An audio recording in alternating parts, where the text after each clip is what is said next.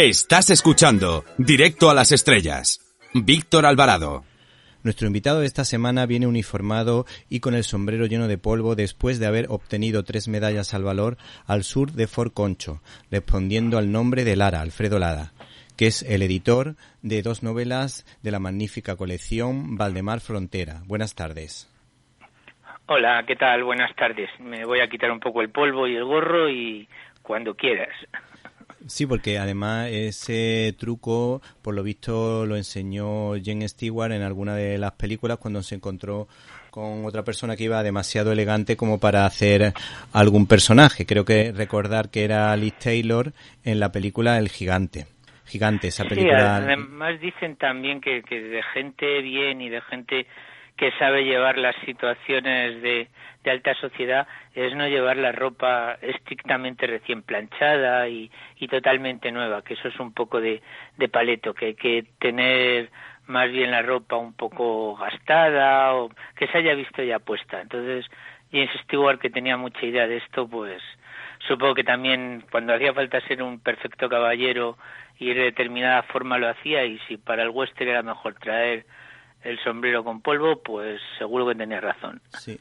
Bueno, en esta ocasión hemos traído 2 libros y por eso te hemos invitado para hablar en primer lugar del Rapto de Mara de Dale Van Every, que a mí me ha llamado la atención sobre todo porque utiliza un lenguaje muy atrevido para la época y por otra parte yo diría que no es estrictamente un western, creo que tú lo denominas como pre-western.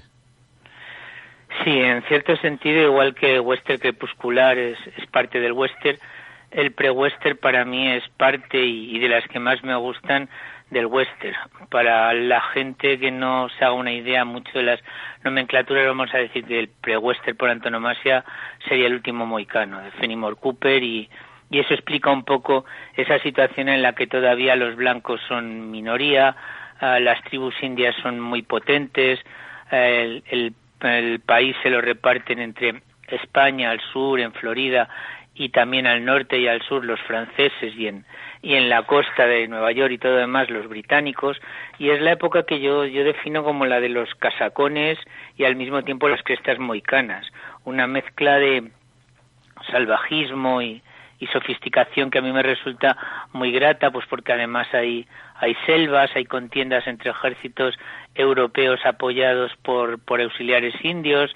Realmente es un periodo que, me encanta por Pasaje al Noroeste, Más allá del ancho Missouri. Las películas antiguas de la serie de televisión de Daniel Boone estarían también en ese escenario, y es cierto que para el western, los más clásicos del western, les sonará un poco tanto a novela de aventuras como a western, pero menos en el núcleo de interés de lo que es el escenario western clásico. Sin embargo, a mí pues es de lo que más me interesa. Ya sé que tiene mucho que ver con la novela de aventuras, quizá por eso me interese, con las exploraciones, con los territorios vírgenes, y eso pues me lo hace muy atractivo. Para los norteamericanos el problema es que muchas de estas novelas no las consideran específicamente western porque las consideran claramente novela histórica. Para ellos es su historia. El último mohicano nosotros lo meteríamos en una selección de películas western. Ellos sí, pero a la fuerza. Si es novela, hablarían de que Fenimore Cooper es novela histórica, Kenneth Roberts es novela histórica, Dale Van Every es novela histórica. Ahí los límites en las enciclopedias de western norteamericanas a veces no incluyen a estos autores que a mí me parecen fundamentales. Sí. A mí particularmente, tú sabes que el pre-western no me hace demasiada gracia, sobre todo en novela, pero en cambio en películas me encanta. Sobre todo la versión que se hizo en los años 90 del Último Mohicano me parece una auténtica Es maravillosa, sí, pero sí. Como Inconquistables de Cecil B. DeMille, que es otro también, peliculón absolutamente, como Más allá del Missouri, de Clark Gable, todo eso sería pre-western, aunque este en concreto, el Último Mohicano, es el western de cuando todavía los pre-western de cuando todavía los franceses están en el norte de América y no está está todavía por decidir quién prevalecerá en el norte, si los británicos o los galos. Luego, con respecto al lenguaje atrevido para la época, me ha llamado la atención algunos comentarios que se pueden ir leyendo siguiendo el rastro un poco de la novela. Sí, es una novela de 1950. Yo no tengo ahora muy claro por qué época era el macartismo, pero no debe estar muy lejos. Sí.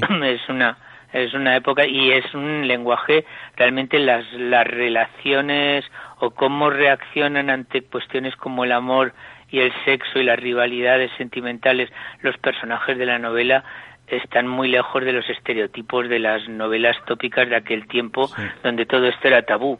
O sea, se encontrará más de una sorpresa el lector, no solo en el tratamiento, sino en los hechos y en la claridad de los hechos y cómo lo enfocan los personajes de la misma.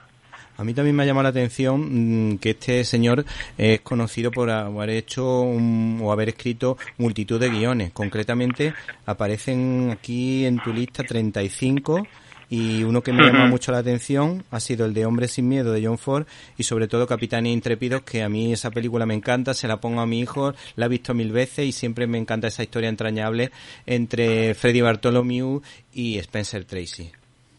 Sí. La verdad es que en el mundo del western y también tendríamos que decir en el del policíaco o en el de la novela histórica, en Estados Unidos están muy entremezclados el campo de la literatura, el campo del guión, incluso algunas otras actividades. En el western yo siempre pongo el mismo ejemplo porque me resulta divertido, que es como de repente John Wayne quiere hacer una película pero un poco apartada de John Ford y entonces compra los derechos de un cuento que ha escrito un recién llegado al panorama, que es Louis L'Amour, y Louis L'Amour le vende los derechos y sin embargo le da el guión a otro guionista, pero Louis L'Amour se reserva el derecho de novelar el guión que hagan sobre su relato y sale en el mismo día, se estrena la película y sale la novela Hondo de Louis L'Amour. Entonces ahí se ve cómo se entremezclaban continuamente los novelistas con los guionistas. Escribir era un oficio y yo creo que lo mismo podías hacer, y casos hay, guiones de cómic que guiones de películas, que guiones para televisión, que novelas o que ensayos, porque Bardis Fisher, este hombre, era guionista, pero al mismo tiempo escribía novelas y al mismo tiempo escribía ensayos sobre la frontera. Es autor de más de 1500 páginas sobre la vida en la frontera del Ohio, que es precisamente donde se desarrolla esta novela del rapto de Mara. Sí, hay una historia de agente secreto dibujada por Alex Raymond, el creador de Flash Gordon, por ejemplo, que creo que fue guionizada por Dashiell Hammett, o sea que lo que tú dices coincide plenamente. Sí. No, ahí está más mezclado que aquí, donde parece que los escritores solo en pocas ocasiones son guionistas, y los guionistas, si escriben novelas, no alcanzan el renombre que alcanzan con sus guiones. Sí. Después de comentar esta novela, vamos a pasar a una que me gustaría extenderme porque es que me ha parecido maravillosa. Se titula El búfalo y el lobo, de Elmer Keltor, cuya portada esconde un secreto, ¿no es verdad? Sí, la portada es de un dibujante excelente, realmente excelente, que se llama, si no recuerdo mal, era Frank McCarthy o una cosa por el estilo, por ahora estoy hablando de memoria, y lo que tiene de particular la portada es que aparecen soldados de caballería negros con unos grandes monolitos parecidos a lo que sería en Europa la cultura megalítica, que no solo es una cuestión de Europa, hay grandes piedras con signos grabados en Australia o en África o en el Sáhara, pues aquí aparecen en un ambiente donde no suelen aparecer con frecuencia, que es un escenario de aventuras entre pieles rojas. Entonces estos soldados de caballería aparecen al lado de un monolito con unos símbolos, e incluso durante la novela hay un momento en que el protagonista se acerca al río, reflexiona, lo ve transcurrir y piensa que el río ha pasado al lado de unos monolitos que él conoce que están grabados y que tienen estos símbolos extraños. Y en la portada de este hombre, Frank McCarthy, aparecen esos símbolos grabados en una piedra con soldados de caballería, y buscando precisamente ilustraciones para ilustrar esta novela de Kelton, encontré un libro solo de ilustraciones de McCarthy, del pintor, de Frank McCarthy, y precisamente los textos que acompañaban a estas ilustraciones, a este libro de cuadros de Frank McCarthy, eran del Merkelton, ¿no? O sea que se ve que estaban o bien emparejados o se conocían bien o Dios los cría y ellos se juntan, que se llama. Bueno, cuando uno se acerca a esta novela se percibe que detrás de estas andanzas militares hay un pozo histórico que te impide juzgar a ligereza a los personajes que tienen luces y sombras, son personajes que están en la escala de grises. Y hay momentos también muy interesantes porque la rudeza, por ejemplo, de un oficial, detrás de la rudeza de un oficial se esconde una pizca de ternura. Por ejemplo, escuchamos algunos de sus comentarios. Algunos de los nuestros están muertos. Y responde, los mejores quizá. O por ejemplo esta descripción que dice, Nettles era capaz de enfrentarse a una docena de indios al galope, pero ante una niña pequeña se sentía indefenso. Sí, se encontrarán muchos esquemas de sentimientos que lógicamente no son contemporáneos a nosotros. En ese sentido el Merkelton acierta perfectamente cuando le otorga a personajes del siglo XIX sentimientos del siglo XIX, y más cuando le otorga esos pensamientos a un grupo racial como eran los soldados negros de aquel momento, que venían de haber sido tradicionalmente esclavos en Estados Unidos. Sí, sí. Hay que imaginar el choque que era para alguien cuyos padres o él mismo había sido un trabajador dependiente de un amo blanco que no se podía desplazar ni 2 kilómetros sin permiso de su plantación, y de repente se encuentra montado en un caballo en una inmensa planicie, teniendo que tomar decisiones a vida o muerte cuando realmente siempre ha obedecido órdenes, y teniendo pensamientos que al mismo tiempo son del siglo XIX y de población que además tenía en esos momentos una condición de inferioridad respecto al resto de habitantes blancos. Todo eso no lo puedes tratar como se trataría ahora, porque no se sentía entonces como se sentiría ahora. Y en ese sentido, Kelton hace muy bien esa manera de pensar distinta, y se ven muchos detalles. No es precisamente, por ejemplo, en el planteamiento que hay. En la novela hay mucho de vida de cuartel, de fuerte, de vida militar, como la hay en las películas de John Ford o en los relatos de James Warner Bella o Ernest Hickox. Entonces las prostitutas que en el fuerte daban servicios sexuales a los soldados no son vistas como es en un tipo de narrativa distinto, o como se verían ahora, o no son víctimas, son en cierto sentido incluso estigmas, y todo eso no se podría ver como ahora se ve, y Kelton lo refleja tal y como en su momento podía verse, que es como tiene que reflejarse. Igual que en un determinado momento, creo que en mi prólogo, y aunque sea poco humilde citarse, creo que hay una frase, no la sé exactamente, donde digo que no se preocupe un lector contemporáneo si no entiende o no está de acuerdo con la manera de pensar de un comanche del 19 o de un soldado de caballería del 19, negro o blanco. Lo preocupante sería que pensara igual. Sí. Bueno, y a mí también me ha gustado porque cuenta la realidad que pocos se atreven a contar, porque la corrección política a veces, y sobre todo últimamente, no deja la posibilidad de expresarlo con libertad, pero él cuenta, lo que yo también he leído en algunos sitios, gente que se lo ha tomado en serio la investigación, que precisamente los negros, cuando consiguieron la libertad, muchos de ellos lo pasaron mucho peor que cuando estaban libres. ¿Por qué?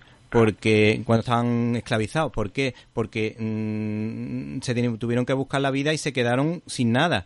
Y claro, había esclavos de primera y de segunda, y los de primera se cuidaban exquisitamente porque te interesaba que trabajasen bien, que comiesen bien, que fuesen fuertes para poder trabajar bien en el campo o hacer cualquier un trabajo u otro. Entonces cuentan la realidad, que es que algunos pues tuvieron la suerte de que, como por ejemplo el que habla, el domador, que creo que se llamaba Jimbo, pues claro, ese hombre tenía muchas posibilidades de salir adelante porque entendía mucho de animales, pero a lo mejor había otros que no estaban tan preparados y se las veían, se las deseaban para encontrar un trabajo.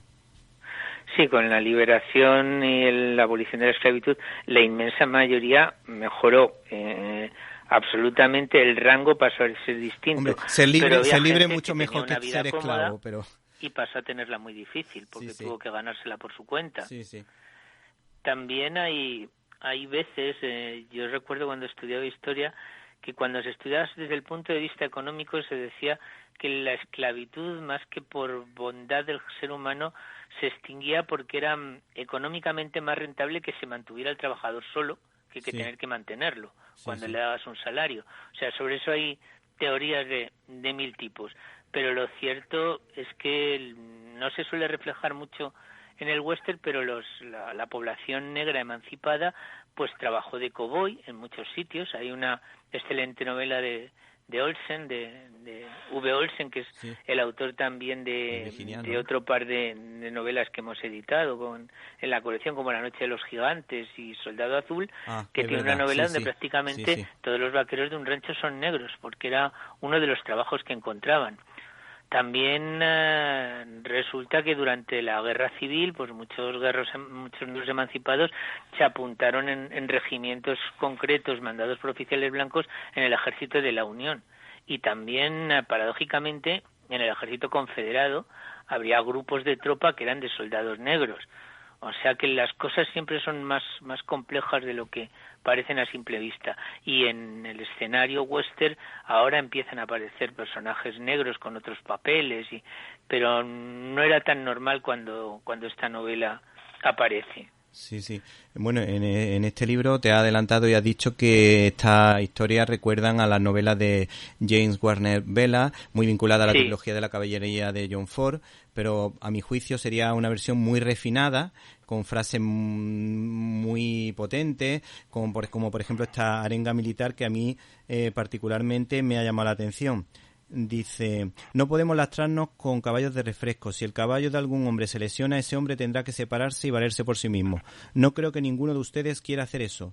No allá donde podrían conducirnos esos indios. Así que cuiden de los caballos en primer y último lugar y confíen en que Dios los proteja. Sí, es una novela en cierto sentido, es una novela de corte, una novela bélica, por decirlo así, de corte militar, como muchas novelas de guerra india, como muchos relatos de James Warner Vela, de vida en guarnición en la frontera, de salir a intentar atrapar enemigos.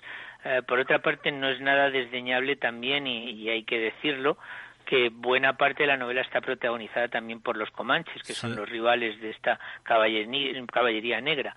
En principio, incluso lo comentaba el Merkelton, que al principio puso un jefe comanche que era caballo gris que galopa o algo por el estilo, que no iba a tener una excesiva importancia y que acabó creciendo y creciendo su personaje hasta realmente ser la contraparte de lo que es el protagonista negro, que es Gideon Ledbetter, que es el protagonista de la novela. Y también hay una cuestión importante que maneja bien el Merkelton, que es la conquista del orgullo de soldado por parte de una tropa negra que al mismo tiempo sabe que es tratada como inferior por la población civil a la que está protegiendo, y ahí se da una paradoja que dice: vale, yo tengo mi orgullo de soldado, de cumplir con mis obligaciones, de obedecer al oficial blanco cuando a lo mejor podría ser otro oficial como yo, y sé que sin embargo la población me mira de reojo, mis otros compañeros del ejército blanco me miran con suspicacia o con desdén. Bueno, pues así todo yo respondo ante mí mismo y ante mi orgullo militar y lo llevo a rajatabla. Y está muy bien expresado también esa conquista de la autoestima, o ahora ya hablaría a lo mejor del empoderamiento, pero realmente es lo que está pasando durante la novela con muchos de estos soldados negros. Y también, por ejemplo, hay oficiales que, bueno, algunos parecen como son más racistas, otros menos, pero por encima de ello está el sentido del deber y saber reconocer cuando un soldado lo ha hecho realmente bien y sabe defender incluso a esos soldados suyos, a esos soldados negros, que a pesar de ser el oficial blanco, pues sabe salir al paso cuando la situación lo requiere. Claro, un buen militar debe ser capaz de apreciar las virtudes castrenses de cualquier militar, sea negro o sea azul. Lo mismo que un buen carpintero, pues racista o no racista, debe ser capaz de identificar cuando hay un carpintero de gran nivel, sea de la raza que sea. En ese sentido yo creo que está bien explicado cómo de repente, enfrentado ante el hecho de que tu tropa está comportándose de una manera más que correcta y más que adecuada, como se comportarían tus otros colegas blancos, o mejor, pues la opinión que sustentas y el trato que les des, si es que eres un militar normal o una persona normal, pues sea la correcta. Siempre habría hijos de perra o racistas que fueran incapaces de ver cualidades donde no quieren verlas, pero no es el caso de esta novela. La verdad es que hay que reconocer que reparte, yo creo que de una forma justa, comportamientos entre los comanches, entre la población, entre la tropa negra y entre los oficiales blancos. Incluso en algún momento que hay comportamientos no demasiado deseables,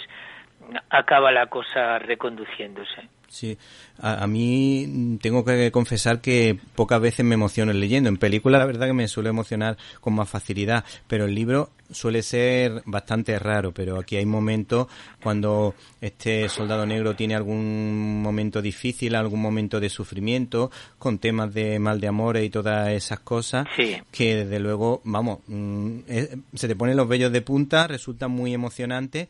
Y, por ejemplo, también pasa mucho cuando estos personajes van a la parte del desierto y llevan varios días sin beber agua y uno tiene la sensación de estar pasando la misma sed que estos valientes y luchadores militares. Sí, es que algo que hay que reflejar es que Elmer Kelton es el escritor de western más laureado por sus colegas de profesión.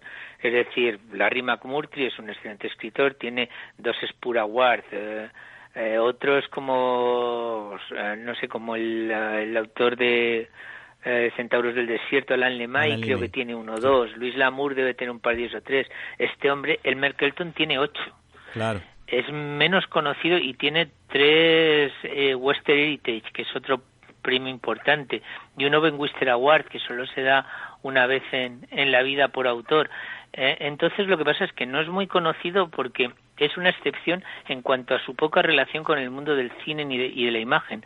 Apenas se han hecho películas de sus novelas, por no decir solo un par de ellas, no se han hecho series de televisión, él no es guionista tampoco, él cifra toda su fama única y exclusivamente en las novelas de western que escribe, y en ese sentido es más que competente. De hecho, yo había leído ya antes de publicar esta 4 o 5 porque salieron en colecciones españolas de western de los años 60 aproximadamente, Bestsellers del Oeste Toray y demás, pues Cazadores de Búfalos, que fue su primer Spur Award, está editado en español, yo lo había leído en Toray, y tiene otras 5 o 6 novelas que habían visto la luz en España.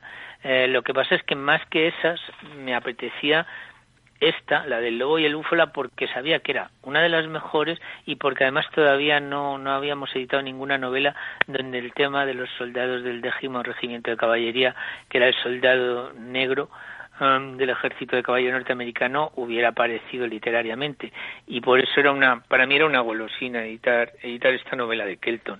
La verdad que está muy bien escrito. Yo diría que es de las grandes novelas, pero en cualquier género, encaja en cualquier género. Y es emocionante, conoce un poco las vivencias de los oficiales, las vivencias de las mujeres de los oficiales cuando invitaban al oficial joven, que también se ha visto muchas veces reflejado en las películas de John Ford.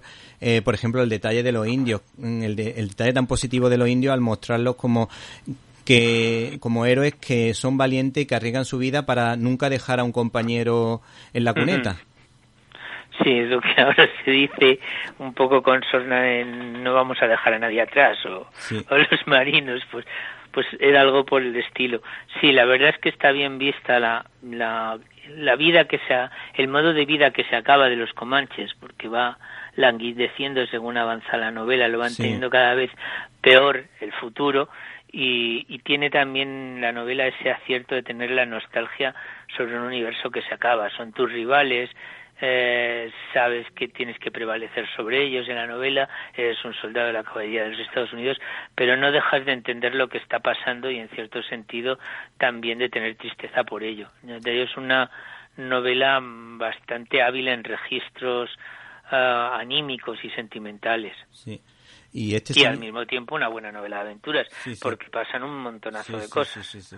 ¿Y este señor entiendo que fue historiador también, o se le llegó a considerar historiador o no? Kelton, lo que pasa es que se documenta mucho, pero creo que prácticamente no es como el caso de Bardis Fisher o como en otras cuestiones. Y yo, Kelton, como todos acaban incidiendo en un conocimiento más histórico de aquello que están novelando. De hecho, él cuenta cómo el lobo y el búfalo, extrañamente a lo que es su producción, es casi un encargo. Le sugieren que escriba una novela sobre el 10º de caballería, sobre esto, sobre todo, y él se documenta a fondo. Es que si no tienes, lo sé que tienen formación histórica y que han escrito, por ejemplo, he encontrado alguna sorpresa de un escritor de western que de repente he visto que tiene un ensayo sobre los conquistadores españoles. No recuerdo ahora cuál, no sé si es el propio Bardis Fisher o uno de estos, que digo, ostras, aquí tengo una historia de Soto y la labor de los españoles cuando entraron por primera vez en Norteamérica, y es un escritor que yo conozco simplemente como escritor de western. Sí, o sea, no son unos indocumentados precisamente, pero Kelton no es en mi recuerdo, tendría que mirarlo con más cuidado porque ya al final, leídas muchas novelas, hechos muchos prólogos, ya no lo recuerdo exactamente qué formación tenía, pero no me suena que sea de los que tenían una formación histórica como si tuvo el autor del Pistolero, Glenn Swarthout, o como tuvo Delvan Avery, no creo que sea el caso. Aquí en mi casa hay un libro de Loomis que fue uno de los que hizo varios ensayos históricos relacionados con el tema de los conquistadores. No sé si se refiere a ese. Ese también es otro caso de un hispanista que defendía claramente en gran parte de la misión de los conquistadores, a excepción, imagino, que de Aguirre, que ese creo que no salía en esa. Sí, no, pero sí hablaba bien de Hernán Cortés, de Pizarro o de Albán Núñez de Vaca, Cabeza de Vaca, que se cruzó Estados Unidos entero en plan aventurero, en plan, como dijimos yo creo que en alguna entrevista, bailando con lobos. Sí, no, el Loomis es que es uno de los... Hay 3 o 4 autores. A veces tenemos la impresión de que los estadounidenses tienen una visión de los españoles muy despectiva y la confundimos con a veces el desdén con que algunos norteamericanos idiotas pueden ver a los vecinos más pobres del sur como los mexicanos, pero muchos de ellos, por lo menos en el ámbito de la novela y de la novela western, no tienen esa impresión sobre los hispanos ni de coña. He leído sí, es verdad.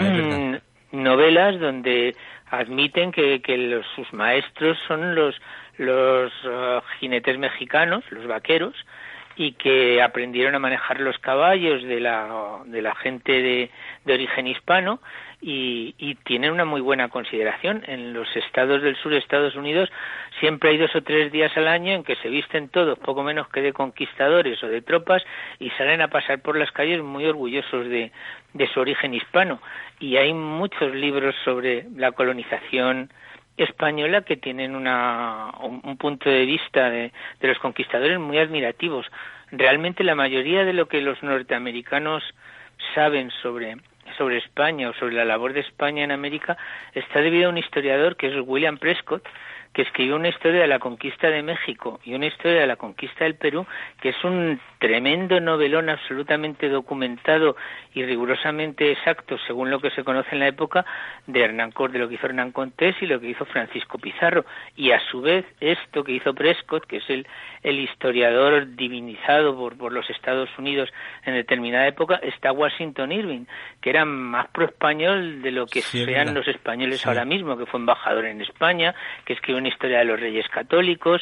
O sea, no ha faltado nunca estudiosos norteamericanos con un buen concepto sobre la cultura española, y por eso me he encontrado a veces que algunos escritores de western, lo que pasa es que lo leo, a veces lo apunto en un prólogo, pero no me queda en la memoria.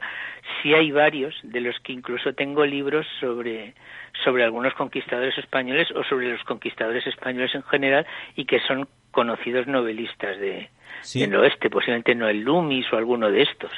El tataranieto de Jerónimo, del indio Jerónimo, creo recordar que habla muy bien de la labor que hicieron los españoles, y que gracias a los españoles pues ellos pudieron recuperar territorio en la zona de California, por ejemplo, o en la zona en el sur de Estados Unidos, gracias a la buena documentación que hay en el Archivo de Indias en Sevilla, y muchos indios están consiguiendo recuperar los terrenos que desde luego les correspondían por haber vivido en esa zona. Y además, sí, de hecho la corona española extendía títulos de propiedad. Por ejemplo, buena parte de la nobleza azteca o inca fue incorporada a la aristocracia, a la nobleza hispana, en igualdad con los condes de no sé dónde o con los marqueses de no sé cuál. Entraron a formar parte de la aristocracia y de la nobleza española, y de hecho en el mapa que había, un enorme mapa sobre las partes del mundo que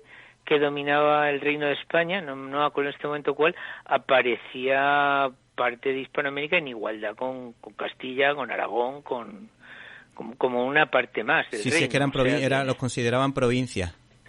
Sí. Sí. Y bueno, y hay un detalle curioso, que ya que estamos comentando de autores americanos, el caso de Vera Caspary, la autora de Laura, que tuvo una gran novela, una gran película de cine negro.